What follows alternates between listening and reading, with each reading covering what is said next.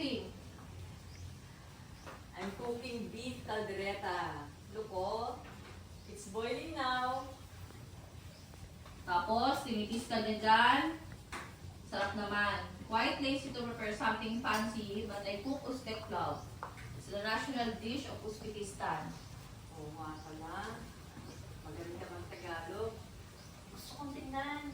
Patingin. Let me see. Makikita mo, inaanggulo niya yung camera sa katawan niya. Unti-unti ka nadadala sa eksena. Mapapalunok. Do you like it? Do you like what you see? Ah. Which one?